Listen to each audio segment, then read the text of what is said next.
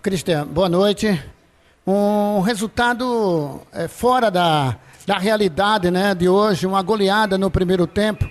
Gostaria que você falasse dessa placar melancólico que o CSA teve hoje diante da equipe do Atlético, principalmente a atuação do primeiro tempo. Uma boa noite ao pessoal que nos escuta, ao nosso torcedor, o nosso desculpas, né, por ter vindo, nos apoiado e a gente não ter conseguido entregar, né, no jogo de hoje aquilo que a gente queria.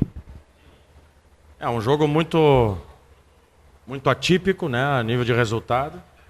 Tomamos 5 gols em menos de 35 minutos.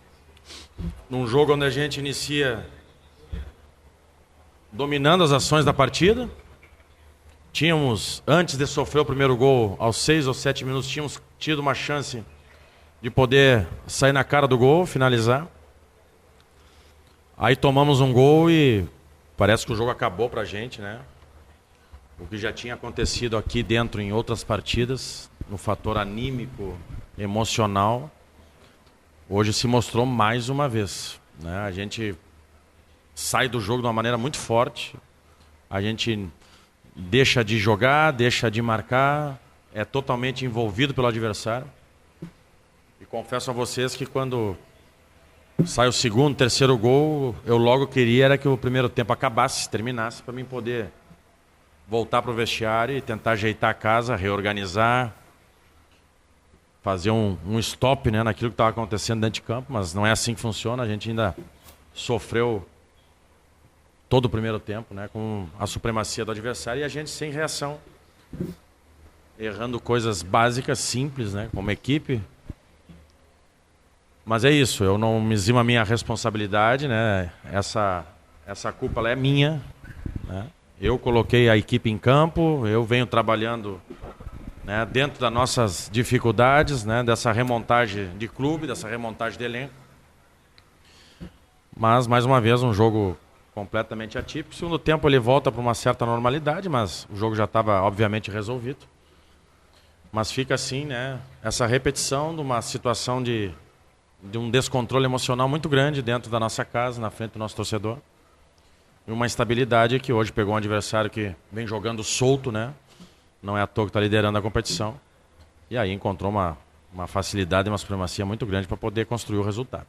O Cristian, técnico vive de resultado, né? Você é um cara experiente nisso. Você teve uma reunião agora há pouco com a área do futebol do clube, algo a dizer desse resultado? Ou foi permitido uma continuidade do teu trabalho até que o CSA venha realmente a conquistar o que o torcedor espera, né? Uma recuperação desse campeonato brasileiro? Qual é o teu sentimento nesse instante com relação a essa situação? Não, eu acredito no nosso trabalho, eu acredito no nosso grupo que a gente está montando, remodelando, tá? Obviamente, né, um resultado dessa magnitude em casa gera uma repercussão muito grande.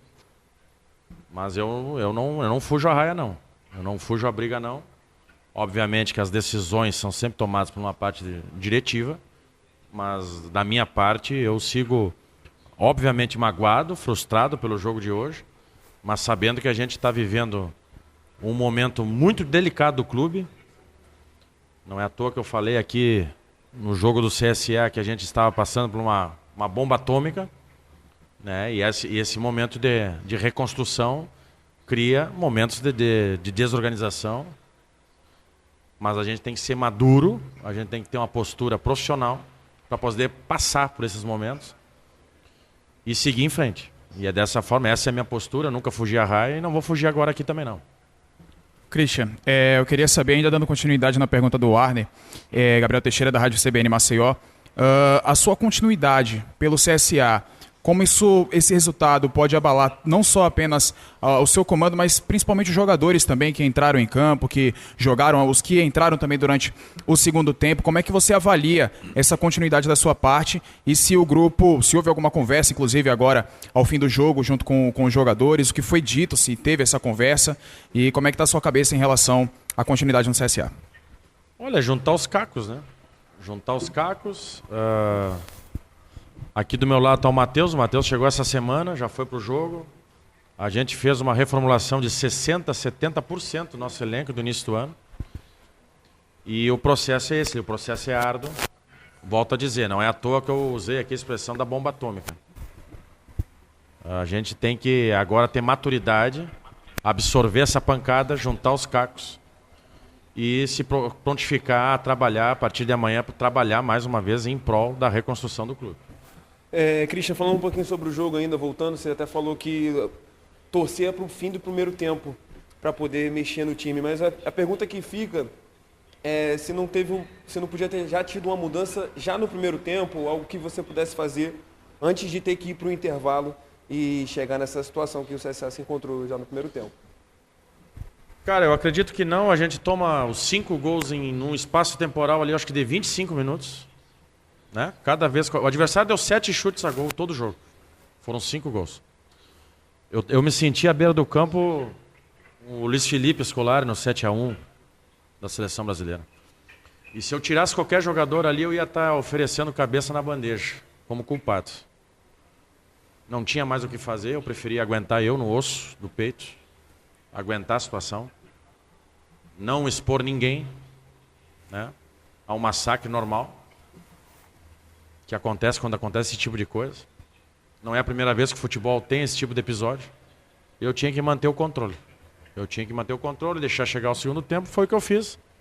Eu fiz as mudanças necessárias, não quer dizer que os jogadores que saíram foram os únicos responsáveis, os responsáveis são todos nós e eu principalmente. E eu tinha que remodelar e reformular no intervalo, foi o que eu fiz. E aí o jogo voltou a uma normalidade, obviamente o adversário já com o resultado. Mas então eu não ia expor ninguém, tirar naquele momento, porque a gente tomou os gols muito rápidos, não dava tempo, né? O apagão foi tão grande que não dava tempo da gente pensar numa troca antes de acontecer os gols que aconteceram numa sequência tão rápida. Algo que é muito difícil no futebol. Christian, boa noite. Só aqui.